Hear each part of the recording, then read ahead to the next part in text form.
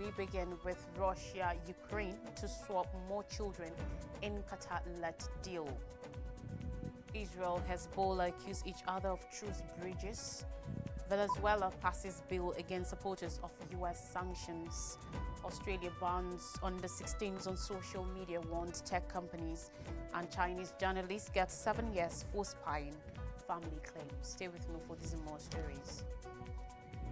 On Russia-Ukraine war, 9 Russian and Ukrainian children will be returned to their families this week in the newest humanitarian exchange between Kyiv and Moscow, mediated by Qatar.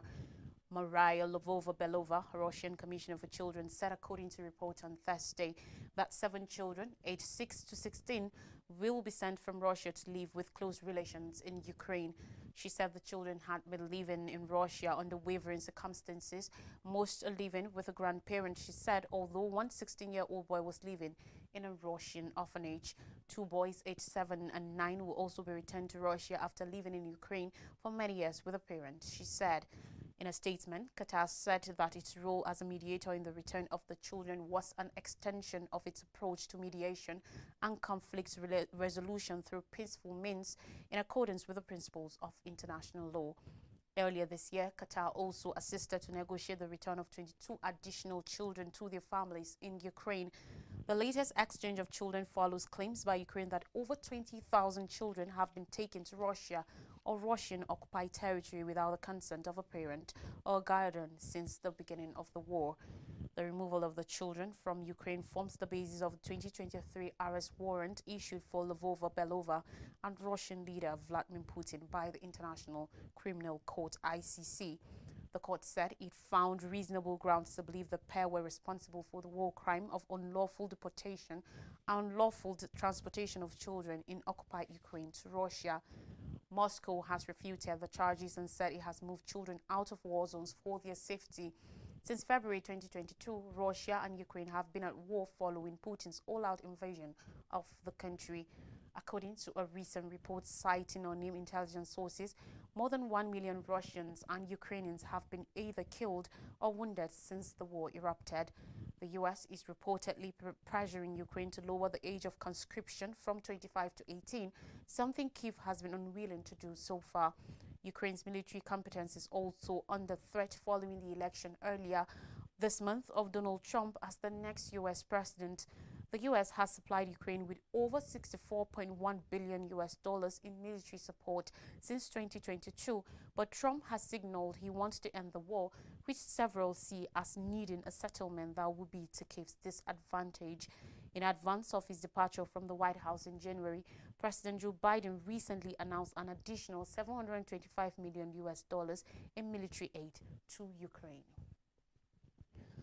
Still in war, but an Israel-Lebanon war, the Israeli military said on Thursday its air force hit a facility used by Hezbollah to store mid-range rockets in southern Lebanon after both sides accused each other of breaching a ceasefire that targets to suspend over a year of fighting. Also, Israel said it opened fire on Thursday towards what it called suspects with vehicles arriving at several areas in the southern zone, saying it was a breach of the truce with Iran-backed armed group Hezbollah, which came into effect on Wednesday. Hezbollah lawmaker Hassan Fadlallah in turn accused Israel of violating the deal. The Lebanese army later accused Israel of violating the ceasefire several times on Wednesday and Thursday. The exchange of accusations stressed the delicacy of the ceasefire, which was brokered by the United States and France to end the conflict fought in parallel with the war in Gaza. The truce lasts for 60 days in the hope of reaching a permanent cessation of hostilities. Israel's air raid on Thursday was the first since the truce took effect on Wednesday morning.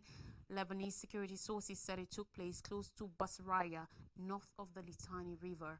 The ceasefire deal specifies that unauthorized military facilities south of the Litani River should be dismantled, but does not mention military facilities north of the river. Away from war crimes, now Venezuelan lawmakers have ratified a measure that will implement steeper penalties for those who back United States sanctions against the government of President Nicolas Maduro. The country's National Assembly on Thursday passed the so-called Simon Bolivar Liberator Law, which bars officials who approve U.S. sanctions against Venezuela from holding office for up to 60 years. Anyone who promotes, instigates, requests, invokes, favors, facilitates, supports, or participates in the adoption of coercive measures will be punished with imprisonment of 25 to 30 years, the law also stated.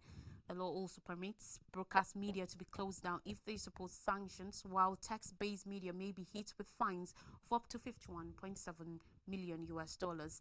The bill is the newest attempt by the Maduro government to crack down on the country's political opposition, who maintain that they were the true winners of the July presidential poll, in which many cast doubt on Maduro's claims of victory.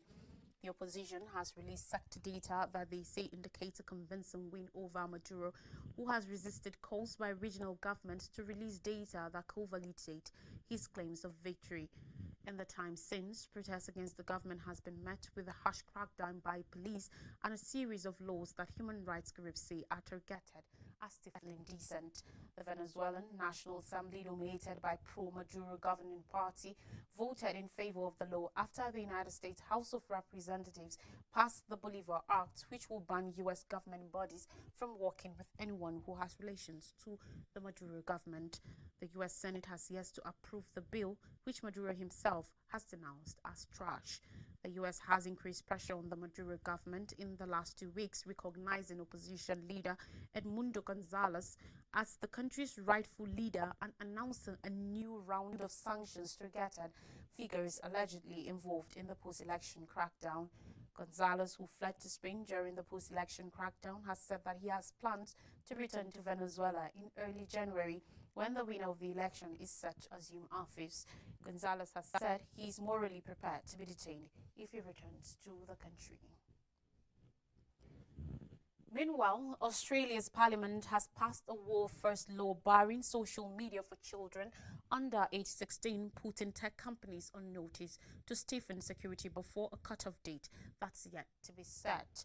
Late on Thursday, the Senate approved the social media ban, the last sitting day of the year, following months of extreme public debates and a rushed parliamentary process that saw the bill introduced, debated, and passed within a week. Tech companies under the new law must take reasonable steps to stop underage users from accessing social media services or face fines of closely 50 million Australian dollars, that's 32 million US dollars. It's the world's hardest response yet to a problem that has seen other countries enforce restrictions but not hold companies accountable for breaches of a nationwide bar. The ban is anticipated to apply to Snapchat, TikTok, Facebook, Instagram, Reddit, and X, but that list could expand. Anthony Albanese, Prime Minister, praised the new law on Friday, saying it sent a message to parents that we've got their back. Albanese had earlier told Parliament that it was no time to waste. The bill was supported by most members of Australia's major opposition party, the Liberal Party, with Liberal Senator Mariah Kovacic describing it as a pivotal moment in our country. But it met fierce opposition from some independents and smaller parties, including Greens Senator Sarah Hanson-Young, who accused the major parties of trying to fool Australian parents. Talking judicial matters, a Beijing court on Friday sentenced the veteran Chinese state media journalist Dong Yuyu to 7 years in prison for espionage, a family member said, according to a report. According to a statement from the United States National Press Club, and later charged with espionage, ex-Guangming Daily editor and journalist Dong Yuyu, 62, was apprehended by police in Beijing in February 2022 while having lunch with a Japanese diplomat. There was a heavy police presence outside Beijing's number 2 Intermediate People's Court, with at least 7 police cars parked close by.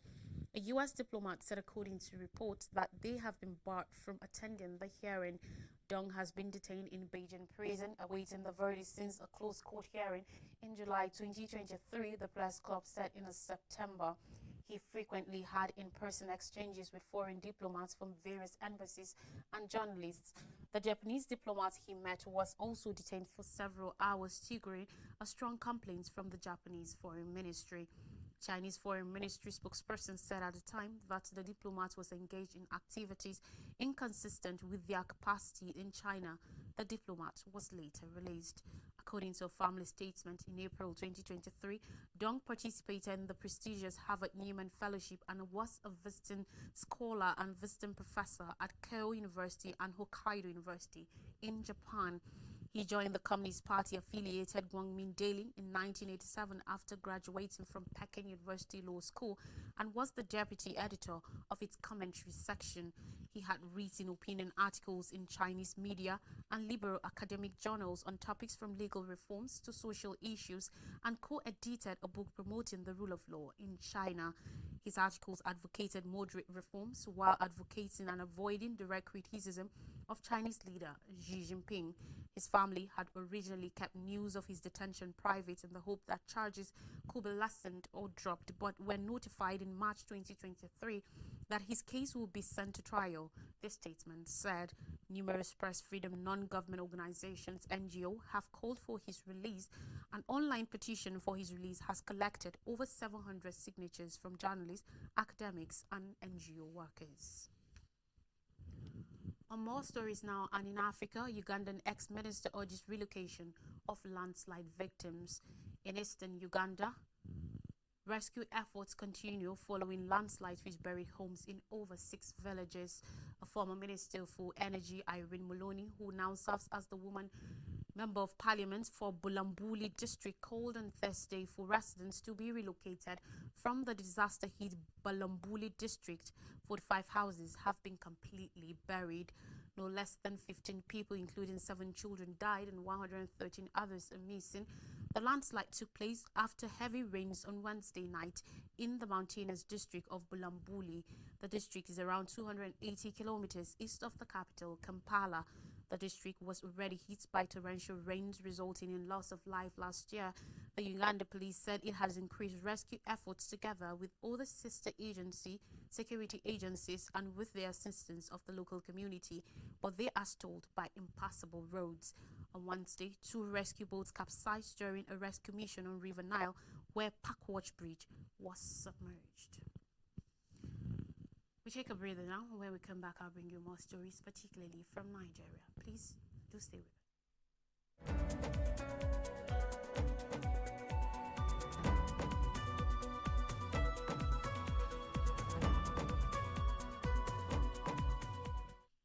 You're welcome back and thanks for staying with us. We begin Nigerian story with tax. Senate reform bill proposes 55% for states in revenue share. The Senate yesterday passed for second reading the tax reform bills, a set of 4 legislative proposals. Among other things, they seek to add the value-added tax VAT distributable to states to 55%, while decreasing the federal government's share to 10%. The latest legislative regimes also propose zero VAT on exports and vital commodities and to lessen company income tax from 30 to 25%, among others. While the bills were referred to the Committee on Finance to carry out all the legislative action, it was saddled to invite all the stakeholders to a public hearing to tackle all areas of concern and report back to the Senate in 6 weeks.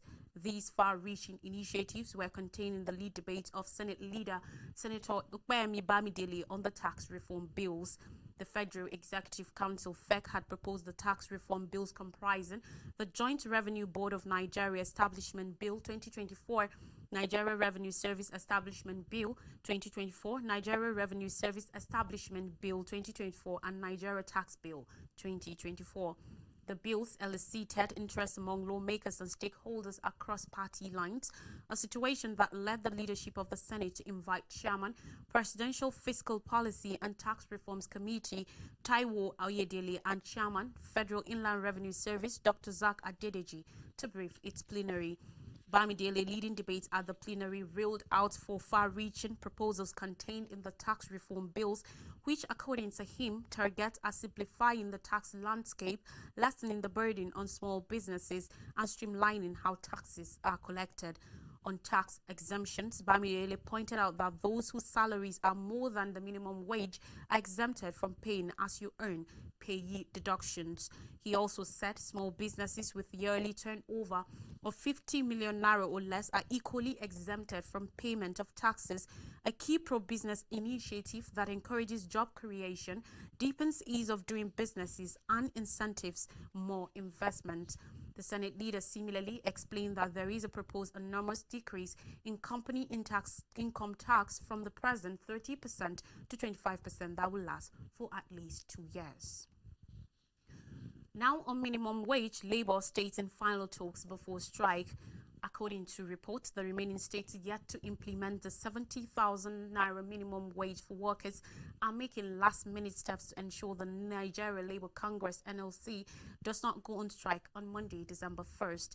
The states yet to approve the monthly wage are Katsina, Cross River, and Zamfara after the Imo State government sanctioned the implementation of the 70,000 wage on Tuesday. It means 33 states and the Federal Capital Territory have now conformed with the 2024 National Minimum Wage Act. Several states agreed to pay above the 70,000 naira beginning point, with Lagos and Rivers offering the highest pay with 85,000 naira. Lagos also announced that the workers could smile to the bank with up to 100,000 naira monthly from the first quarter of 2025. Workers in Akwa Ibom, Enugu, Oyo, and Niger will earn 80,000 naira, while Delta and Ogun states approve 77,000 naira. Ebonyi, Osun, Benue, and Kebbi states approve 75,000 naira. Ondo, 73,000 naira. Kogi and Kaduna, 72,000 naira. Kano and Gombe, 71,000 naira. Abia, Adamawa, Anambra, Jigawa, Borno, Edo, Kwara, Nasarawa, Taraba, Ekiti, Bauchi, Yobe, Imo, and Plateau states, as well as the Federal Capital Territory, all settled for 70,000 naira. But despite the NLC's cautions, Triad, Katsina, and Zamfara and Cross River have yet to implement the latest wage, which could lead to a close down of activities in the affected states from Monday. On Monday, labor unions in Cross River, who are demanding a new wage of 70,000 naira from the government, the state government directed state civil service to embark on a 2-day warning strike over the non-implementation of the new minimum wage. The warning strike was signed by the Nigerian Labour Congress and the Trade Union Congress. This followed a staged walkout from a planned meeting held on November 18th with state government officials who form members of the Wage Implementation Committee at the office of the state's head of service, Innocent Itang, in Calabar, the state capital. According to the Labour leaders last week, when the committee sat for the first time, the meeting ended in a stalemate when they perceived delayed tactics by the government to postpone the meeting to January. The state civil service said they were utterly disappointed when Governor Basi Otu announced a new minimum wage of 40,000 naira on May 1st during the International Workers' Day celebration at the UJ Isreni Stadium in Calabar. Otu said due to the state's lean resources caused by the statutory federal allocation aggravated by the unfavorable state's gross domestic product, the new minimum wage of 40,000 naira will be in line with realities rather than sentiment. While giving instances of Edo, Lagos, Rivers, and other governors, the workers said they were of high hope before the unexpected announcement of 40,000 naira. The strike action, which was signed by the Nigerian Labour Congress and the Trade Union Congress, was set to begin from November 24th midnight to 26th, 2024. And finally on the news, Tinubu assures French investors says Nigeria open for business. President Bola Tinubu has guaranteed French investors that Nigeria is prepared for business, stressing that his administration's efforts to create a supportive environment for their success. On Thursday, he made this statement during a joint press conference with French President Emmanuel Macron at the Élysée Palace. The president emphasized that nation's skilled, educated, and trainable youth as a major reason why French investors should consider opportunities in the West African country. He stated that Nigeria is actively shifting its economy away from dependence on fossil fuels and expressed confidence that France could play a major role in this transition. Nigeria, Africa's top oil producer, also boasts a vibrant film industry known as Nollywood. However, issues such as insecurity and other challenges have push millions of Nigerians below the poverty line, with inflation hitting record levels. President Tinubu admitted that there is still momentous work to be done and expressed his desire to collaborate with France to tackle these challenges. Macron, who has been advocating for a renewed relationship between France and Africa since his election in 2017, reaffirmed France's commitment to continue investing in Nigeria, even as its influence on the continent faces challenges due to military coups and shifting perceptions. Tinubu's trip marks the first official state visit by a Nigerian president in over 20 years. To refresh our memories, Russia, Ukraine to swap more children in Qatar-led deal. Israel, Hezbollah accuse each other of truce breaches. Venezuela passes bill against supporters of U.S. sanctions. Australia bans on the 16th on social media, warns tech firms. And Chinese journalists get 7 years for spying, family claims. And that's all on the news. Thanks for watching. Till I come your way again, I am Lois Strike. You have a blessed weekend ahead.